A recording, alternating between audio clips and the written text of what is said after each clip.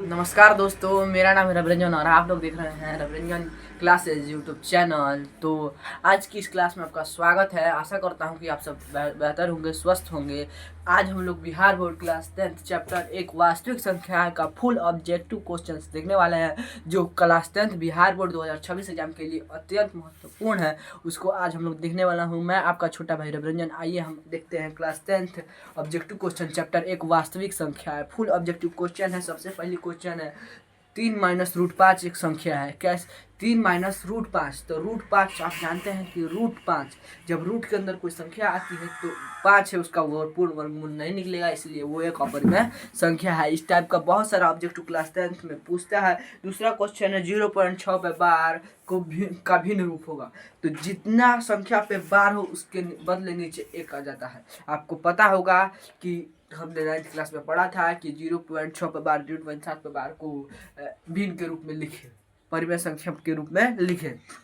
तो आपको मैं बता दूं कि 0 पॉइंट जितनी संख्या होती है उसको, जितनी संख्या पे बार होता है उतनी संख्या में बटे में 9 चला आता है और उसका आंसर निकल जाता है। तीसरा टाइप ऑफ क्वेश्चन है कि दो अभाज्य संख्या है P और Q का HCF होगा। दो अभाज्य संख्या P और Q का HCF होगा। तो आप जानते हैं दो लगातार संख्याओं का HCF 1 होता है, इसीलिए मैं आपको बता दूं कि इसका आंसर 1 हो जाएगा। और इसी टाइप का क्वेश्चन है दो संख्याएं P और Q का LCM होगा। तो मैंने बताया था कि LCM बराबर होता है दोनों संख्याओं का गुणनफल, इसीलिए LCM हो जाएगा PQ, आंसर हो जाएगा। देखिए अब मैं तीसरा टाइप ऑफ क्वेश्चन बता दूंगा आपको कि परिमेय संख्या √10 गुणा √15 एक संख्या है। तो आपका आंसर होना चाहिए अपरिमेय, क्योंकि यह एक अपरिमेय संख्या है। सबसे छोटी पूर्ण संख्या होती है। सबसे छोटी पूर्ण संख्या क्या होती है? तो 0 की। आपको मैं बता दूं कि सबसे छोटी पूर्ण संख्या 0 है। उसके बाद क्वेश्चन है सबसे छोटी प्राकृतिक संख्या। तो सबसे छोटी प्राकृतिक संख्या आप जानते होंगे कि 1 होती है। सबसे छोटी प्राकृतिक संख्या, सबसे छोटी दो भाज्य संख्या A और B का LCM होगा। एक और क्वेश्चन आ चुका है, दो भाज्य संख्या A और B का LCM क्या होगा? तो दो भाज्य संख्या A और B का LCM होगा AB। आपको मैं बता दूं। अगला टाइप ऑफ क्वेश्चन है अगला टाइप सबसे छोटी भाज्य संख्या। तो मैंने आपको पिछली वाली वीडियो में भी बताया था कि ये भी ऑब्जेक्टिव है क्लास 10th बिहार बोर्ड के लिए कि सबसे छोटी भाज्य संख्या क्या होती है? तो सबसे छोटी भाज्य संख्या होती है 4। अगला टाइप ऑफ क्वेश्चन सबसे छोटी अभाज्य संख्या क्या होती है? तो मैंने आपको पिछली वाली वीडियो में भी बताया था कि सबसे छोटी अभाज्य संख्या 2 होती है। अगला टाइप ऑफ क्वेश्चन कि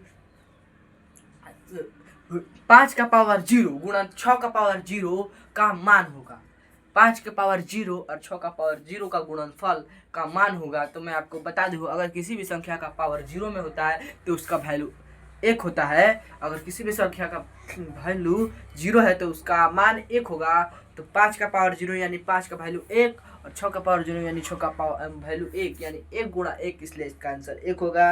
अगला टाइप ऑफ क्वेश्चन में आपको बता दूं कि कई बार पूछता है क्वेश्चन, इनमें से अभाज्य संख्या है। Option A 15, option B 21, option C 17, option D 27। तो आप ऑप्शन के अगर ध्यान से सुनिएगा तो आपको पता चलेगा कि ऑप्शन सी जो 17 है वो एक अभाज्य संख्या है।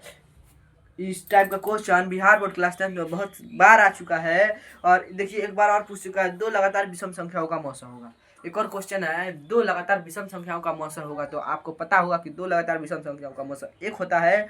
उसके बाद यूक्लिड विभाजन एल्गोरिथम का प्रयोग करके A बराबर BQ प्लस R में B बराबर 10, Q बराबर 3 और R बराबर 2, तो A बराबर वाट कह रहा है। A बराबर BQ प्लस R। तो आपको पता होगा कि B और Q में गुणा होता है, तो B का मान 10 है और Q का मान 3 है, तो 10 गुणा 3 यानी 30। R को जोड़ा जाता है यानी 2 यानी 32। आंसर इसका 32 हो जाएगा।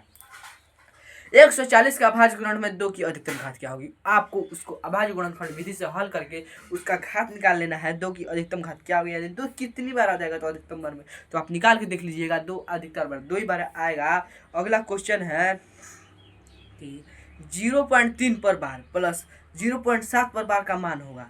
तो इसका राइट आंसर होगा 10/9, क्योंकि देखिए इसको हल करने के बाद अगर हम जोड़ेंगे तो इतना आंसर चला आएगा। उसके बाद एक और क्वेश्चन है 6/15 का दशमलव प्रसार होगा। 6/15। आपको पता होगा कि किसी भी संख्या का जो दशमलव प्रसार होता है, अगर 2 और 3 5 के अलावा दूसरा कोई अगर उसका भाज्य निकल जाए, उसका गुणनखंड निकल जाए, तो वो एक अशांत संख्या है, अशांत दशमलव प्रसार है। लेकिन अगर वही सिर्फ 2 और 5 आए तो वो एक शांत दशमलव प्रसार है, आपको पता हुआ। नमस्कार जी, मेरा नाम है रविरंजन और आप लोग देख रहे हैं रविरंजन क्लासेस। जुड़े रहिए हमारे साथ। क्लास 10th बिहार बोर्ड 2026 के एग्जाम की 490 लाने की फुल गारंटी जी। मेरा नाम है रविरंजन। हमारे चैनल को सब्सक्राइब करें जी। नमस्ते। 5 में से बेसी हो गया। हो गई तो हो गई।